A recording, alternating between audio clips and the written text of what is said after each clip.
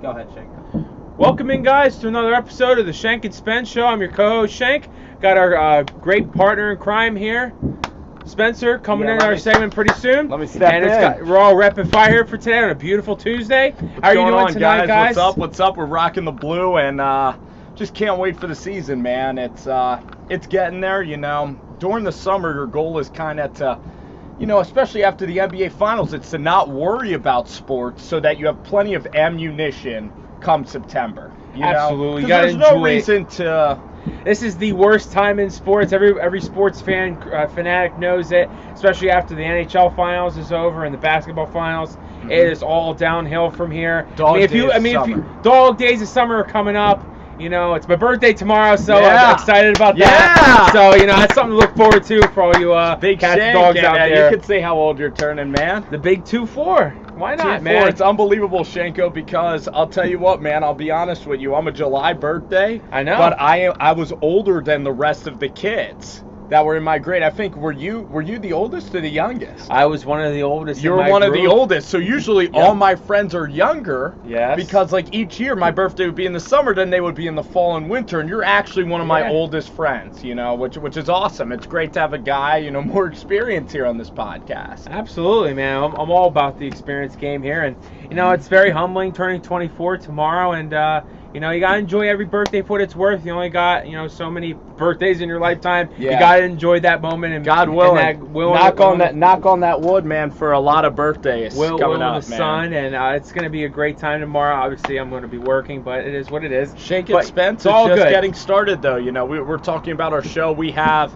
you know, a lot of big aspirations for the year, and we're just getting started with this podcast. I mean, we pretty much, you know, I'd say we started maybe like a year or two ago. Did some YouTube stuff. Remember those Google Skype chats? But now we are doing a lot of we've evolved. Yeah, we've evolved now, and now we got the webcams and everything. And I mean, come football season, we're going to be pounding the rock in terms of our content. And no question about our goals for this year, for this football season, for the show. Yeah, it's great, man. I'm excited are just sky high. I'm so excited for the football season, especially college. I'm so excited to watch more college football this season. And I didn't really follow too much last season, but it's going to be a completely different year. Positive vibes.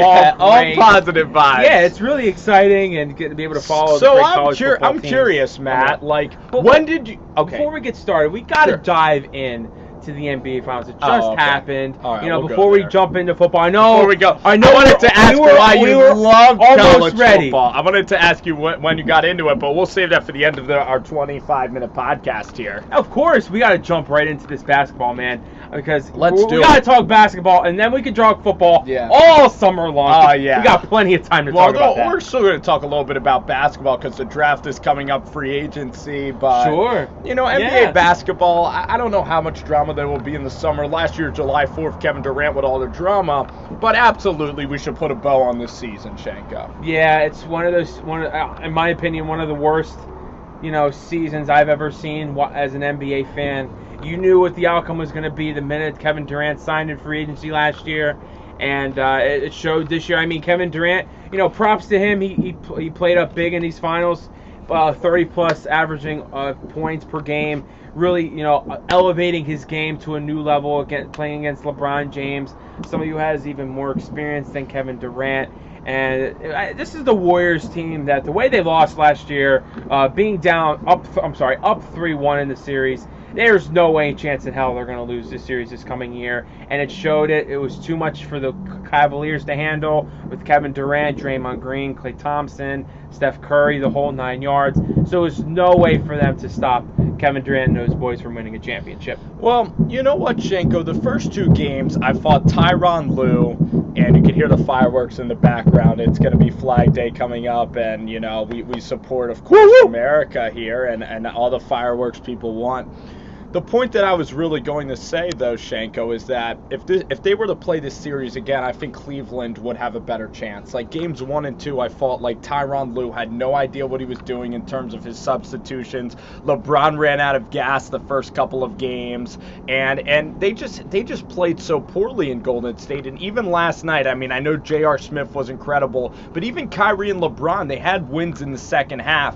I think Golden State actually, it took Golden State's best game game to still beat Cleveland. And if you remember Game 3, Cleveland's up 7 with 4 minutes, 28 seconds to go. LeBron and Kyrie combined for, what is it, like 80 points? Yeah. I think if you flip a couple things around, I think Cleveland could have theoretically won the series. Because if it's 2-2, Golden State played perfectly last night. I mean, Iguodala played out of his mind, like a lot better than he usually does. He was hitting threes, he was alley-ooping everywhere. Stephen Curry, best game of his series. Kevin Durant, incredible. And still, the Cavs were in the game in the third period because of J.R. Smith. So the Cavs, I think that they're still pretty close. And if they were to do this again, then I still think Cleveland would have a pretty decent chance of beating the Golden State Warriors and Shenko. I believe that Kevin Durant tipped it over the edge because the Cavs, pretty good team. JR, Richard Jefferson, Kyle Korver, Darren Williams. I know Darren Williams, played awful in the finals. I'm not a really big fan of Richard Jefferson. I think he's too inconsistent. I mean, he showed it in the finals. He's a deep, but he's a good defender. Shots he could have had.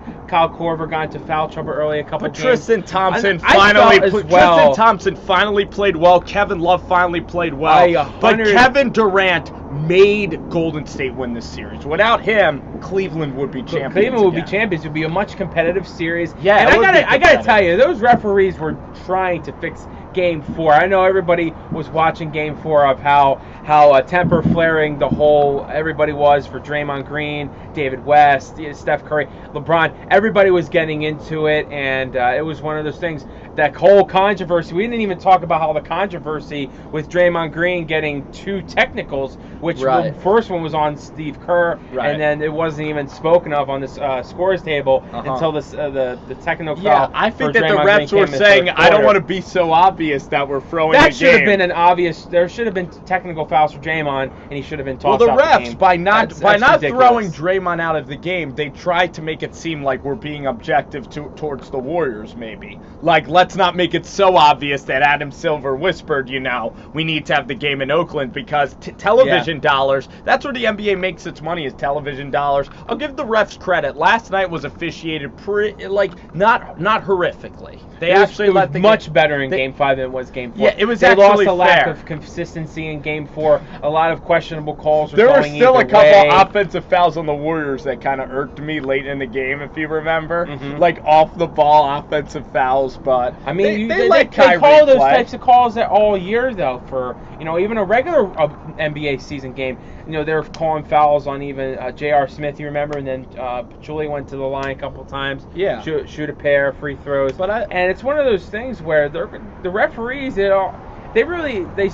make the tempo of the game go depending on how the game's going. The especially referees in Game affect 4, the sport the most. Too much for because Tim Donaghy, if you remember the Sacramento Kings way back in the day, they should have beaten the Lakers if not for Kobe Bryant going to the line 25 times in the fourth quarter. But what I wanted to talk about yesterday is they kept on trapping Stephen Curry so then they could alley-oop the ball to Iguodala. They should have played tough one-on-one defense, made Steph drive and beat you. They gave up way too many alley-oops. Right. I got to give Durant just so much credit, though, because every time they're in the hole, the guy hits a 3. I mean, his 3-point shot has really improved. Klay Thompson is kind of like the guy that has really... His role has changed on this team, but I give Klay credit because I know Klay's personality and he's a selfless guy.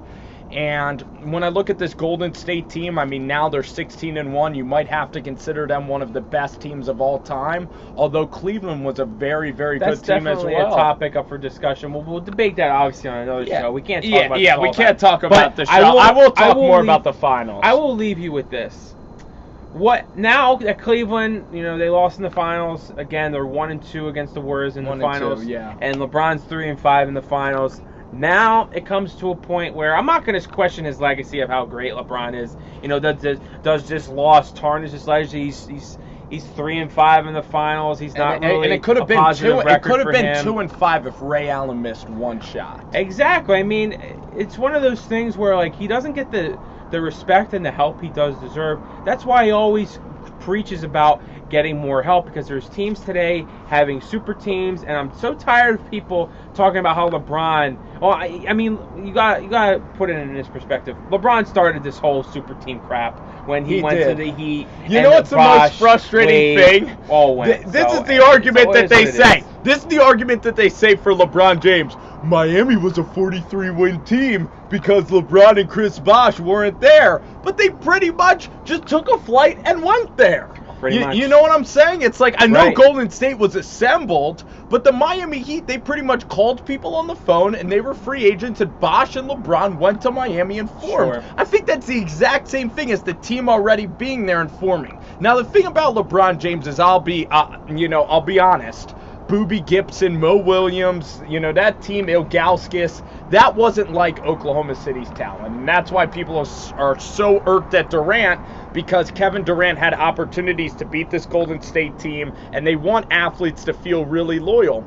The thing is, though, about NBA franchises is that Kevin Durant is not from Oklahoma City like LeBron was from Cleveland. Mm-hmm. And Sam Presti traded away James Harden. Kevin Durant has even alluded to, if you listen to his interview, Shenko, he's just like, I love how this team operates, how Draymond Green pats me on the back after a tough game, and how he told me to be myself. So what I'm getting at, Shenko, I know you want to talk, is that Russell Westbrook and that support system was just not even close to what KD has now. Absolutely. I know that everybody wants to come down on LeBron, and we're going to go focus back here on LeBron here for a minute. LeBron! Because the thing is, he's always in my head. The thing is with LeBron is, everybody's throwing him under the bus. He's 3-5 in the finals. But here's the kicker. He's done so well. He's averaged triple-double in the finals multiple times. He already surpassed Magic Johnson for getting the most triple-doubles in the NBA Finals history. That's very good. I mean, you look at all of his finals, he pretty much has put up so many great points. I mean, he's beaten some great, teams. He beat the Spurs Dynasty one time. He beat, the and Warriors. His competition's been incredible. Durant. I'll admit, like the Spurs in 2007, that was an unfair matchup. You can't criticize LeBron for losing the one loss. And then he beat, Kevin Durant in his first finals in third finals went in 2012. He beat some pretty great teams, but he also lost to some pretty great teams. That was an easy win. I mean, the one in 2007 though. I mean, Harden and Durant. They were too young to really mentally be ready for the NBA Finals. So that was the only easy win. The Mavericks win was the worst series of his career. We can admit that. He definitely came up small in that finals. Game 5, 6. Yeah. He did not show up. Game 4, 5, 6, they were the better team. And the thing is with LeBron, everybody should not be focusing on his record. He should be focusing on his talent as a player, what he brings to the floor. His basketball IQ is off the charts. I mean, throwing passes to J.R. Smith 30 feet from the basket, unbelievable. He's got the great IQ. He's definitely going to go down with the greatest players of all time. Incredible passer. He's so powerful with the basketball. So I don't want to let everybody. Guard I I've hope ever this seen. doesn't tarnish his legacy from other people's perspective. But at any rate, I think now if they've lost LeBron in the finals now, what is the next step for Cleveland Cavaliers? What do they need to do to retool and rebuild to be able to compete with a Warriors team next year? Because the Warriors are not going anywhere. They're going to be around for quite some time. They're not. KD's going to take a pay cut, and people are talking about how Klay Thompson's going to head out. Klay Thompson ain't leaving. His personality, he's a relaxed, chill, quiet dude anyway. He's totally fine taking a backseat and winning championships. Right. I don't think Klay's going to leave. I don't think Draymond's leaving. This is what I was going to say, Shenko, is that I don't think Cleveland is that far away. I don't think so either. They're saying very competitive. Everybody's acting like LeBron's never going to win a ring, and Golden State's just worlds better than Cleveland. The point is, this should have been a 2-2 series. Last night, Iguodala needed to hit huge three-pointers in order to win the game. McCall made layups. Their defense was awful. Kyrie Irving in the fourth quarter disappeared. Cleveland made that a game. Golden State was nervous for a long time. That wasn't a game until 3 minutes left. Cleveland couldn't have played worse the first 2 games of the series. And game 3, when they choked it away, it could have been a 6 or 7 game series. They don't need to do that much. What I would look at is bringing in a Paul George or a Melo. Wow. That's a game changer right there. They would really help. And then I'm trying to think of, you think, could want a good defender to guard Durant, like a Roberson, somebody long and a good defender. Now, would you try to go after somebody in the likes of free agency like Gordon Hayward from the Jazz? Well, how would he fit in that Cleveland offense? I know he's really good on defense as well. He can put up numbers as well. He's like an 18, Hayward 19 would be even better. Player. Hayward would be better than Melo, because the one thing about Melo is that he's a ball stopper. He's a ball hog. And that ego would be so interesting with LeBron James. I'm kind of even curious to see how that would work out. The thing they is, need someone to stop Kevin Durant. So think of a defender. Could they theoretically get a defender to stop Kevin Durant? And that's what they need to address. You know what they could do is that here's your lineup if you're going to throw in Melo in there. Might as well Kyrie, JR, you put Melo at the 3, LeBron at the 4, and then you put Love at the 5, and you have Tristan Thompson coming off the bench. Right. Because I think he's a great bench player. Right. I mean, I'll tell you something about Tristan Thompson. He disappeared for half of these finals. He let Steph Curry out-rebounded Tristan Thompson, who is 7 foot, for crying out loud. This guy, I tell you, he needs to step his game up. He needs to be in the weight room. He needs to watch the film. Well, no, he was just soft. It's mental. He mentally shrunk. It's the Khloe Kardashian curse. It seemed like, it seemed like he didn't want it, and he didn't want to win. And I don't know. It's just weird seeing that from him. It was peculiar. He was really poor in these finals. So guys are poor. You could trade Kevin Love, because Kevin Love. I was just about to get to that next point. Do you think they should trade Kevin Love, and what type of assets? Imagine if they had Wiggins, right? Do you think that they would go back and do that trade? I mean, Kevin Love, he is a great rebound. I mean, not a great rebounder. He does help on the glass, but Kevin's a three-point shooter. So if you could get like a Josh Jackson in the draft and trade Kevin Love, I'd really look at it. I don't think teams are that interested in Kevin Love. He can't carry a ball club right now. He's turned into a three-point specialist. That's his just like Chris Bosh did, and maybe it's the analytics, but Kevin Love, to me, he seems like he's 6'8". Like in Minnesota, he played like a 7-footer. You know what I'm saying? And he did play more back to the basket. Yeah. More, posting up. That never happens in Cleveland anymore. And hey, the guy did his role pretty well. I think he had some of his better finals. He's not a great second half player. He's a really good first quarter player. Sure. No, absolutely. The Cavs are a pretty good team. They should try to make a move, but right. They need to make a move, because they can't win with this core right now. I mean, there's no way. But that's where I disagree. I think that they could. I think that they could have competed. It could be going. Series. It could go to easily 6 and 7, but the Warriors just have too much. There's no way for Cleveland to win in a 7-game they're going series again. They're going to make another move. I don't That's think the so. point. They're going to make another move, and I mean, I think Cleveland is closer to Golden State than people think. Yeah, I know. I mean, and you know what sucks is I wish the NBA had an Eastern Conference team that was a good team. Well, I'd love to see LeBron get tested before getting to these finals. That would make the NBA better. Have Kevin Durant come to the East, then it'd be if Kevin went to the East, if he went to Washington, it would have been so much fun. Yeah, well, the NBA is no fun anymore, so. I mean, the NBA Finals. Let's talk about Kevin. Let's talk about Kevin Durant. I mean, obviously, the thing that I can respect about Kevin Durant is the guy knows how to ignore media criticism. Like, he does that maybe better than a lot of athletes. He just simply turns everything off. He made a move for himself. He's playing in a really fun basketball system. I mean, the team is incredible, the Golden State Warriors. I mean, you look at Kawhi Leonard. Could Kawhi stop Kevin Durant? I'll tell you, if Kawhi Leonard did not get hurt in the Western Conference Finals, that was a much more competitive series if he did not get hurt. Right, and that definitely could have easily gone 5 or 6 easy. If Chris Paul goes to the San Antonio Spurs, then you have a question also. But I don't know. I feel like Chris Paul is he's a good player, but now he's getting to the point where he's like a Melo, where I think he's starting to get over that hump of being in his prime. I'm not saying that Chris Paul is not a great player, but I just don't think he doesn't have that same, that New Orleans type of Chris Paul, like when he came out in 2006. I think he's a different player now. He's much older. He's in his 30s. I'm not saying that basketball players can't play in their 30s, but I just think Chris Paul, he's getting to that point where Melo, it's like, His prime is starting to close. You know, he needs to win a championship now, kind of like Melo as well. So maybe they should team up and go to a team. I just wanted to ask you about mode. Kevin Durant. The thing that makes Kevin so special is in Golden State, he was kind of like an ISO player. He didn't really try that hard on defense, but now he's developed his game where he can drive a lot better. Sure. He's a better shooter. He's better with the basketball. He makes his teammates a lot better. Mm-hmm. In this system, he can curl, and he made like every open three yesterday. It was one of the more efficient finals we've ever seen from Kevin Durant. And I believe Kevin's going to leave maybe after 8 years, but this is one of the more talented players I've ever seen.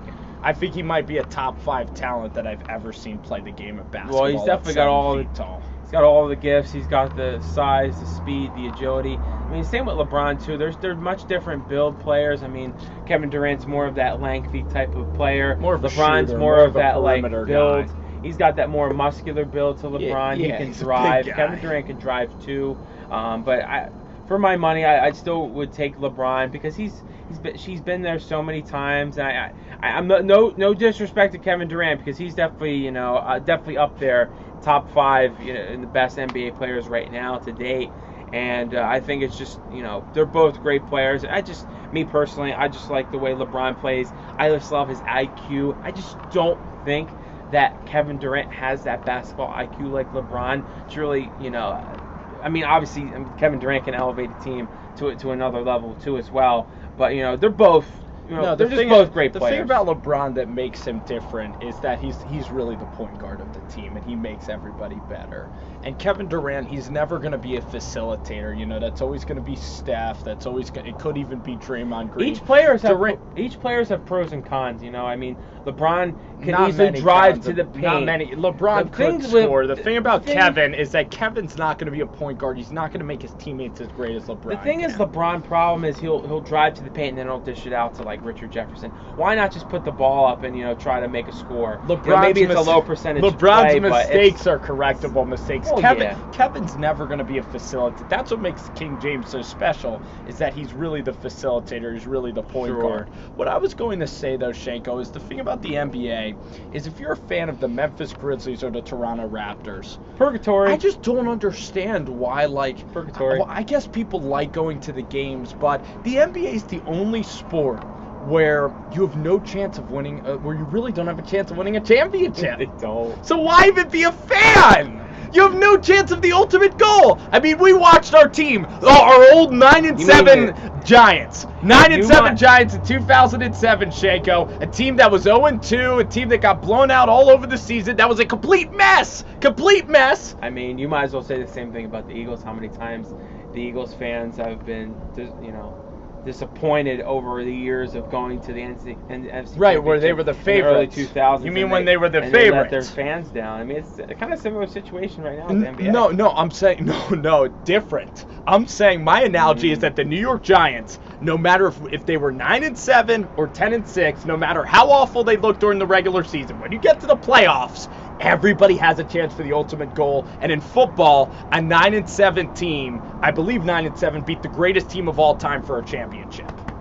And that's what makes football great, because the Giants are the king of the wild cards. You look at the NBA, if you're the Pacers or you get in as an 8th seed, you have no chance. You have no chance. You're wiped off the mat.